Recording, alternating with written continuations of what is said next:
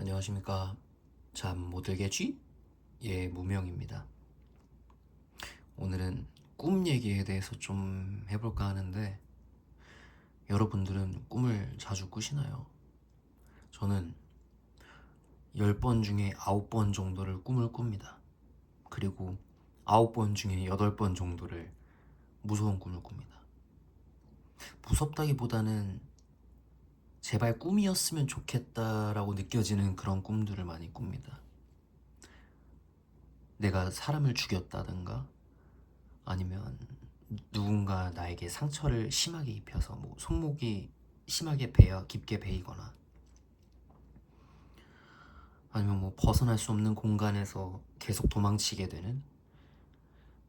근데 또 웃긴 건 한 번 꾸고 끝이 아니고 같은 내용의 꿈을 자주 꿉니다. 한 번 꿨던 꿈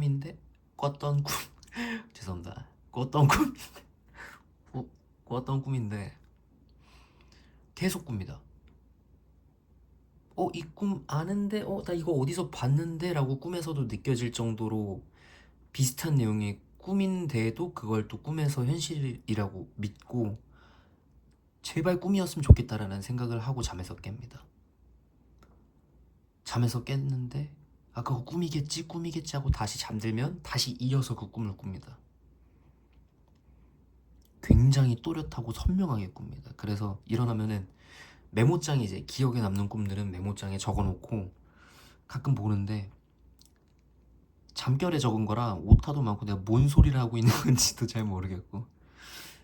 근데 그 꿈을 꾸면서 사실 다른, 지금 소설 말고 다른 소설도 그 뭐라고 해야 될까요? 재료를 그걸로 잡았 게 하나 있긴 있는데 아직 쓰지 못했고. 뭐 여러분들은 어떤 꿈을 꾸시나요? 저랑 비슷한 꿈을 꾸시는지 궁금합니다. 그리고 오늘 에피소드에는 욕설이 조금 많이 들어가는데, 듣기 싫으시다면, 거북하시다면 못 들으시는 걸로. 중, 중요한 순간이라 욕을 안 넣을 수가 없더라고요. 아예 안 넣을 수가 없었더라고요. 아무튼 바로 시작하겠습니다. 근데 다 전에 들었던 거 다 이어서 기억하실라나? 띄엄띄엄 들으면 기억도 안 날 텐데. 바로 시작하겠습니다.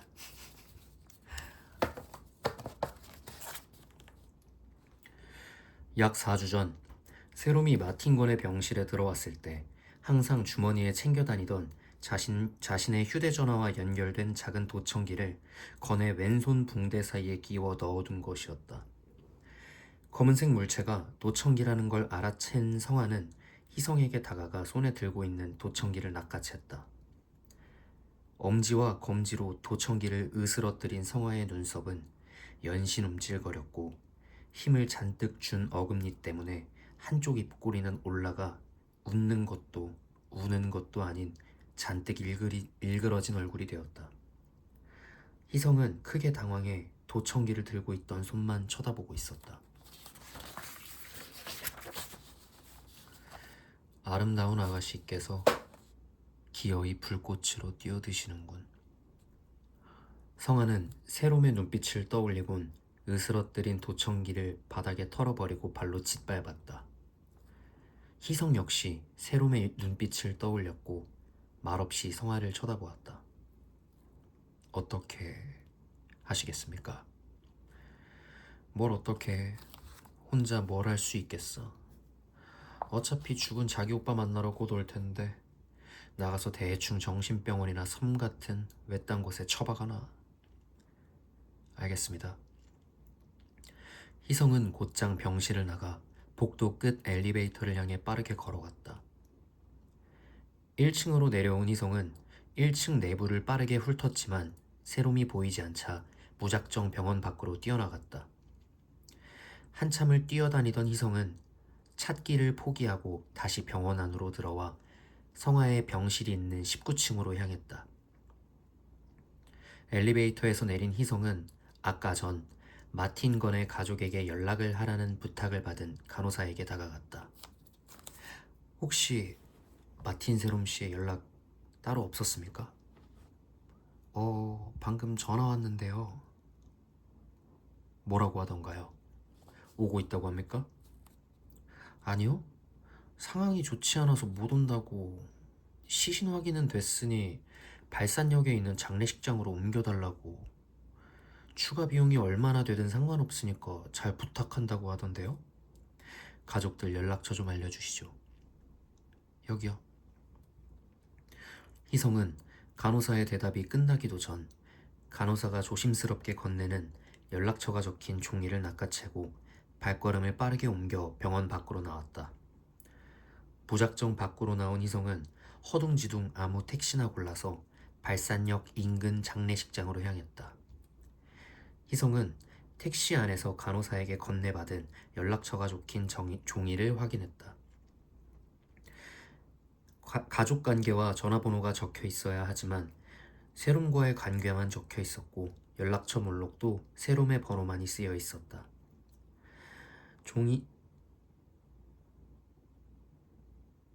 종이에 적혀 있는 세롬의 번호로 전화를 걸었지만 연결이 되지 않아 삐 소리 후 소리샘으로 연결됩니다 하는 안내음만 들려올 뿐이었다. 성화는 자신의 병실에서 창가를 내다보며 병실 바깥에서 들리는 소란스러운 소음을 듣고 작은 한숨을 내쉬었다. 시간이 이만큼이나 흘렀는데도 여전히 어리군. 아직도 자신의 마음이 어떤지조차 모르니. 그렇게 택시를 타고 한참을 달려 발산역 장례식장에 도착한 희성은 병원 내부부터 지하상가까지 세롬을 찾아 뛰고 또 뛰었지만 세롬의 얼굴은커녕 그림자조차 보지 못했다. 병원에도 장례식장에도 세롬의 모습은 보이지 않았고 세롬은 거짓말처럼 아무 흔적도 남기지 않고 그대로 사라졌다. 2084년 4월 17일 월요일. 성화가 태어나는 날 아침. 점점 여름으로 다가가는 날씨였지만 어두운 남색 양복을 갖춰 입은 희성이 병실 문 앞을 지키고 있었고 성화도 마찬가지로 밝은 감색의 재킷을 입고 퇴원 준비를 하고 있었다. 이제 겨우 시작됐고 드디어 끝을 보는군. 마지막으로 준비하신 일들도 준비 끝났습니다. 마지막까지 실수 없도록 잘 처리해. 이번이 정말 마지막이니까. 같은 시각 경기도 성남시 분당구의 한 유치원 앞. 근처 대형 놀이공원으로 현장 체험학습을 떠나기 위해 버스 위에 올라타고 있는 어린아이들이 학부모들의 배웅을 받고 있었다. 어린아이들은 그저 밝게 웃고 있었고 아이들의 부모는 웃으며 배웅을 하고 있었지만 걱정스러운 표정들은 숨겨지지 않았다. 하지만 금세 45인승 대형 버스의 자리가 하나 둘 채워졌고 유치원 교사들은 아이들의 안전띠를 확인하며 버스는 출발할 준비를 마쳤다. 자, 여러분, 이제 놀이공원으로 출발할 건데 안전을 위해 선생님 말씀 잘 들어야겠죠? 네. 아이들의 밝은 대답과 함께 버스가 출발했고 버스 운전기사는 룸미러로 아이들의 밝게 웃는 모습을 지켜보며 흐뭇하게 웃음을 짓고 운전대를 부드럽게 움켜쥐었다. 유치원에서 출발한 버스는 곧바로 고속도로로 이어지는 국도를 타고 달려가기 시작했다. 출발한 지 얼마나 되었을까? 1km 남짓한 터널이 나타났다. 버스는 속도를 줄여 터널로 진입했고 주변이 어두워지자 버스의 헤드라이트가 켜져 앞을 밝혔다.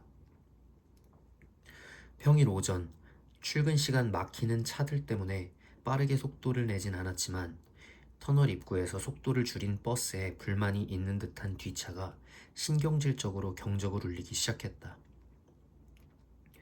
이에 버스 운전기사가 비상 깜빡이를 켜 미안함을 표현하자 뒷차의 경적 소리는 줄어들었다. 그렇게 터널을 나온 버스는 다시 순조롭게 달렸고 아이들은 창밖을 구경하거나 유치원 교사와 함께 동요를 따라 부르고 있었다. 코코야, 답답해도 조금만 참아. 이따 나랑 재밌게 놀자. 한 여자아이가 버스 안이 답답한지 꼭 끌어안고 있던 자신의 분홍색 곰돌이 인형을 양손으로 들고 얘기했다. 그러자 여자아이의 대각선 뒤쪽에 앉아있던 유치원 교사가 여자아이에게 말을 걸었다. 하나야, 코코는 낮잠 잘 시간이야. 선생님이랑 같이 동요 부를까? 노래 부르기 싫단 말이에요. 노래 불러주면 코코도 좋아할 텐데. 유치원 교사가 여자아이를 다독이자 여자아이는 입술을 잔뜩 내민 채로 투덜투덜 동요를 따라 불렀다. 아이들의 조잘거리는 노랫소리가 버스를 가득 채울 때쯤 버스는 두 번째, 세 번째 터널을 지나 고속도로 입구로 향하고 있었다. 그때 버스의 진동 때문에 여자아이는 분홍색 곰돌이 인형의 손을 놓쳤고 바닥에 떨어진 곰인형은 버스의 뒤쪽으로 굴러갔다. 여자아이가 떨어진 곰인형을 주우러 안전띠를 풀러 자리에서 일어났다. 하나야, 안전띠를 풀면 안 되지. 그 순간 버스 뒤에서 따라오던 오래된 흰색 승용차가 버스의 앞으로 끼어들어 브레이크를 세게 밟았다. 버스의 타이어가 찢어질 듯 시끄러운 마찰 소리와 함께 버스 운전기사도 급하게 브레이크를 밟았지만 흰색 승용차의 뒷부분을 크게 들이받았다. 자리에서 일어났던 여자아이가 중심을 잃고 버스의 앞부분으로 굴러넘어졌다. 굴러넘어진 여자아이는 버스 바닥과 의자를 연결하는 쇠 고정대에 머리를 크게 부딪혔다. 하나야! 유치원 교사가 급하게 자리에서 일어나 여자아이를 바닥에서 들어 안았지만 여자아이의 몸은 축 늘어졌고 고정대에 부딪힌 머리에선 피가 새어나오고 있었다. 유치원 교사의 날카로운 목소리와 사고 충격에 다른 아이들은 울음을 터뜨리며 버스 내부는 그야말로 아수라장이 되었다. 선생님, 119, 119, 얼른요! 유치원 교사가 같이 버스에 타서 아이들을 통솔하던 보조교사에게 소리쳤다. 덩달아 놀란 보조교사가 자신의 휴대전화로 119에 신고 전화를 했다. 기사님, 여기 위치가 어디예요? 유치원 교사가 다급하게 소리쳤지만 버스 운전기사도 앞차와 부딪힌 충격에 정신을 못 차리고 운전석 핸들에 기대어 작게 신음소리를 내고 있었다. 버스에 타고 있던 어린아이들의 울음소리가 점점 더 커져 유치원 교사의 목소리와 버스 운전기사의 신음소리가 묻힌 순간 버스의 앞 유리문을 누군가가 깨고 들어왔다.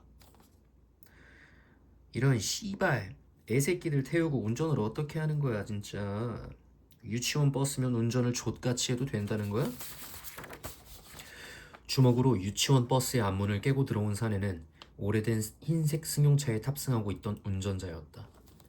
그 사내는 흰색 모자, 검은색 마스크, 검은색 후드티, 검은색 면바지, 흰색 운동화를 신고 있었고 버스의 문을 깨고 들어와 운전석에서 아직 정신을 차리지 못하고 신음소리를 내는 버스 기사의 뒷덜미를 잡아 올렸다. 형님, 이 정도면 됐습니다. 개집애 둘이랑 애새끼들이 이만큼이면 충분히 더 챙길 수 있겠는데요? 그래? 그럼 빨리 그 재수없는 놈한테 전화해. 씨바 우리가 호구로 보였나? 푼돈 쥐어주고 시키는 대로 하라고? 나 어이가 없어서. 뒤따라 버스로 들어온 사내가 버스 내부를 가볍게 훑으며 얘기하자 먼저 탑승한 사내가 가벼운 웃음을 지으며 대답했다. 그리곤 버스 운전기사를 질질 끌어 운전석 밖으로 끌어내려 버스의 문 밖으로 던져버리고 운전석에 앉아 버스를 몰았고 낯선 사내 2명에게 탈취당한 버스는 고속도로를 진입해 빠른 속도로 달리기 시작했다. 뒤따라 들어온 사내가 웃으며 자신의 휴대전화로 누군가에게 전화를 걸었다. 상황이 좀 달라졌네요. 심부름 값에 애들 목숨값까지 큰 걸로 3장 더 입금해 주시죠.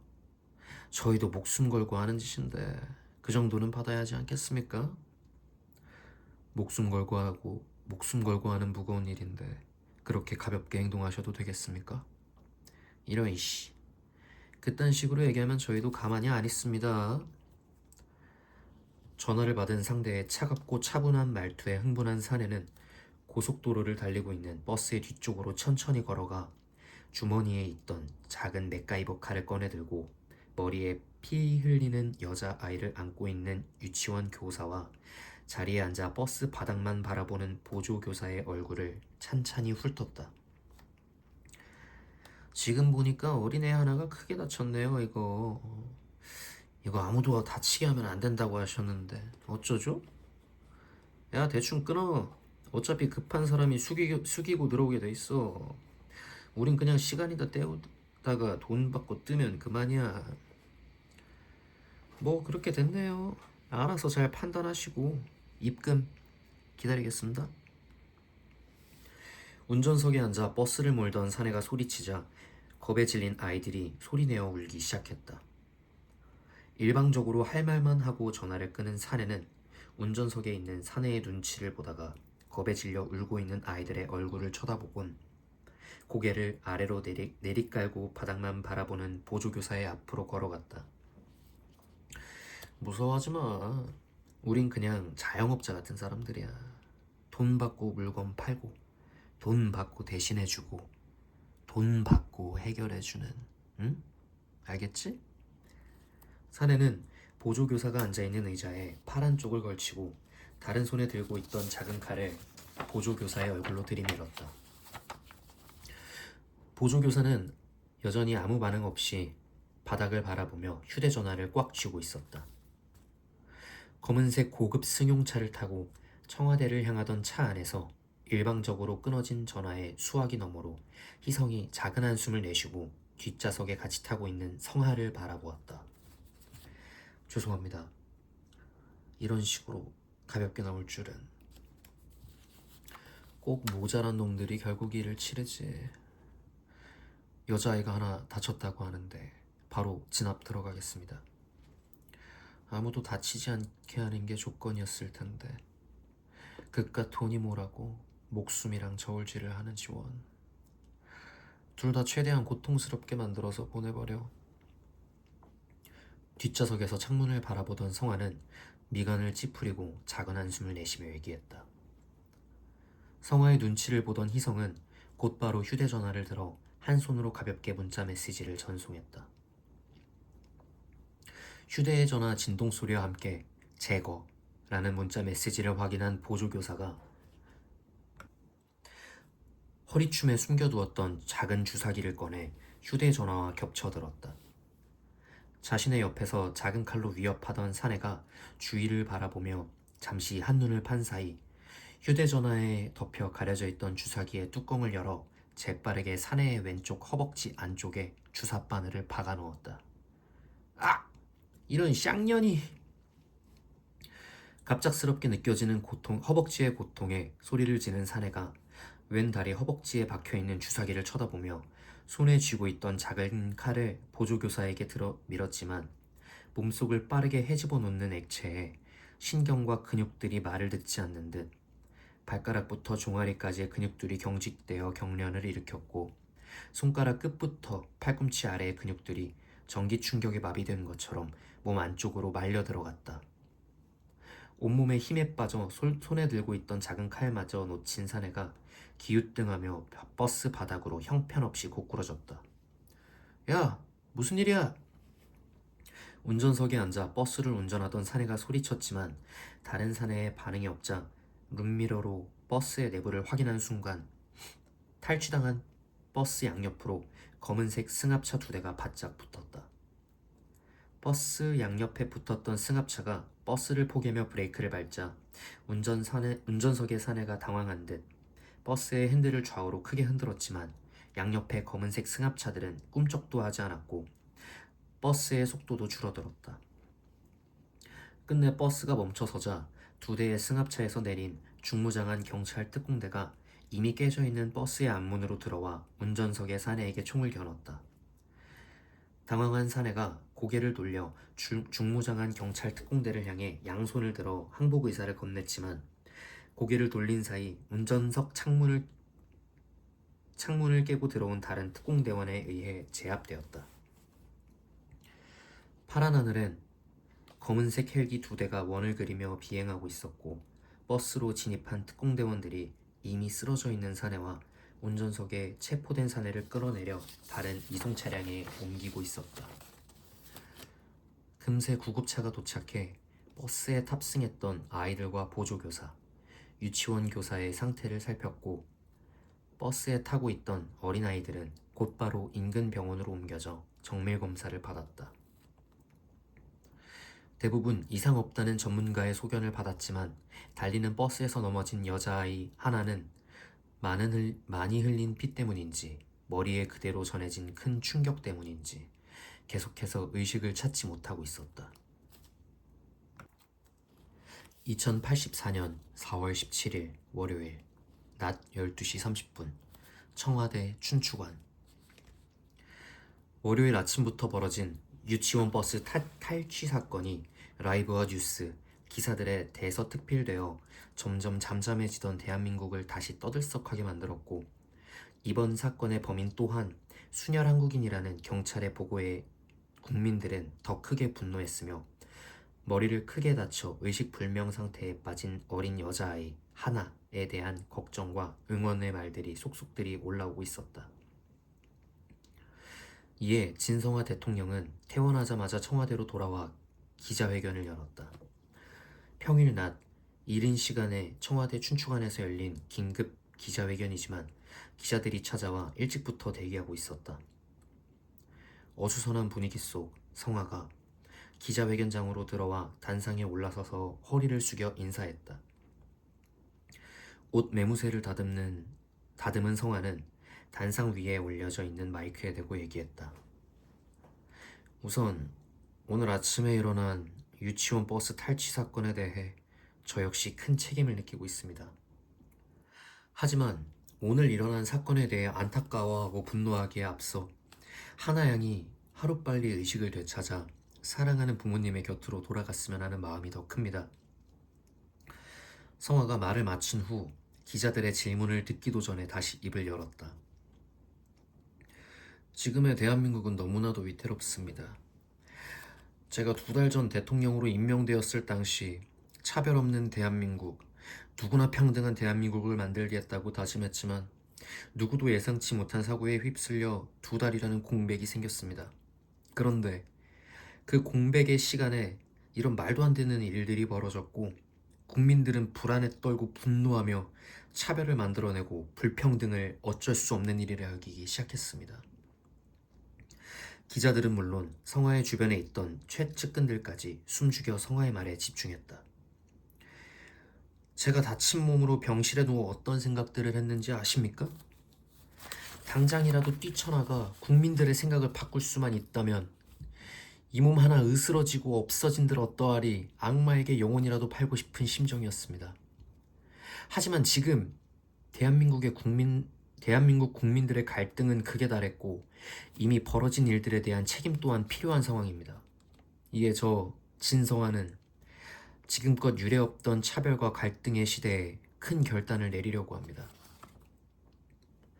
성화는 자신에게 집중하고 있는 기자들의 얼굴을 하나하나 눈에 담으며 부드러운 목소리에 힘을 주어 말을 이어갔다.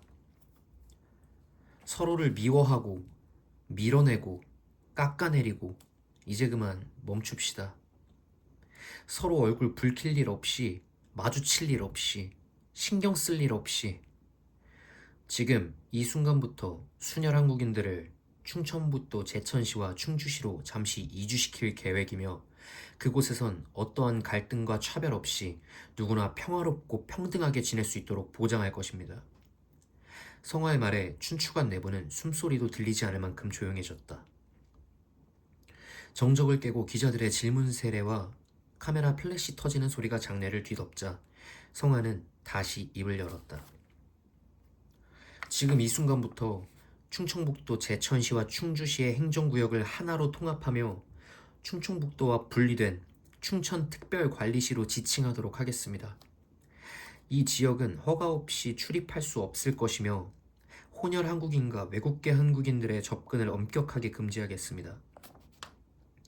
말을 마친 성화가 단상에서 내려와 경호원들의 경호를 받으며 기자회견장 밖으로 빠져나갔고, 남겨진 기자들은 잠시 멍하니 있다가 정신을 차리고 빠르게 노트북으로 기사를 작성해 퍼나르기 시작했다.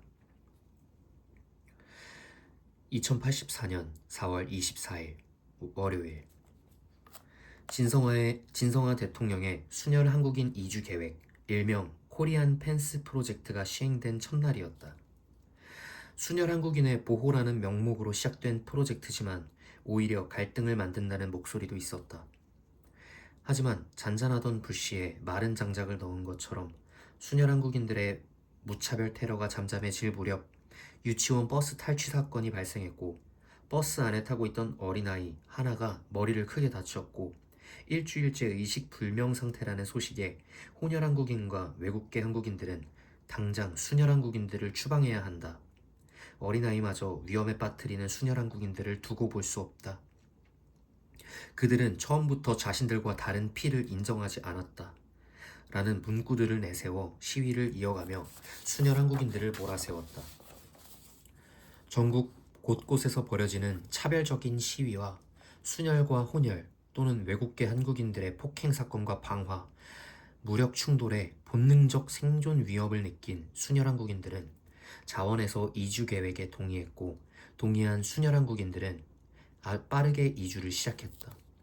이에 진성화 대통령은 자원에서 이주 신청을 한 순혈 한국인들에게 긴급 정착 지원금을 지급했다. 그렇게 프로젝트 첫날부터 80만 명이 넘는 순혈 한국인들이 충천특별관리시로 이주 신청을 했고, 이삿짐을 챙겨 이동하기 시작했다. 예외적으로 혼혈 또는 외국계 한국인과 결혼하여 아이를 가진 순혈 한국인들은 아이가 만 13세, 초등학교를 졸업하지 못한 경우에는 이주 계획에서 제외되었다. 프로젝트가 시행되고 2달이 채 되지 않아 대한민국에서 살아가던 순혈 한국인들의 충천특별관리시로의 이주와 입주가 끝이 났다. 직장과 학교, 편의시설, 나고 자란 고향과 환경, 한순간에 지금까지 살아왔던 전부를 잃었다는 생각으로 이주한 순혈 한국인들이었지만, 수많은 공장단지, 자택근무와 같은 일자리에 대한 보장과 편의성에 일거리는 부족함이 없었고, 깨끗한 환경과 병원이나 백화점, 대형 생필품 마트, 온갖 편의시설들이 완벽하게 갖춰진 그곳에서 서서히 적응하고 정착하여 강제 이주에 대해 쌓였던 불만들도 사라져갔다.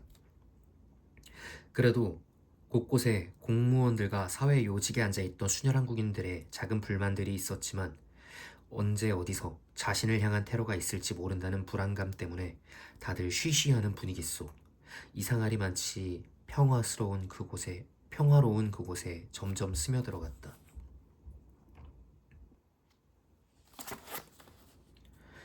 (2084년 10월 17일) 화요일, 코리안 펜스 프로젝트 6개월 후, 보호라는 명목에 충천특별관리시로 이주한 대부분의 순혈 한국인들은 벌어진 일들과 상황에 수긍하며 불만 없이 지내고 있었지만, 프로젝트 시행 이후 특별관리구역 밖에 있는 가족을 제외한 다른 사람들과의 연락은 전혀 이루어지지 않았다.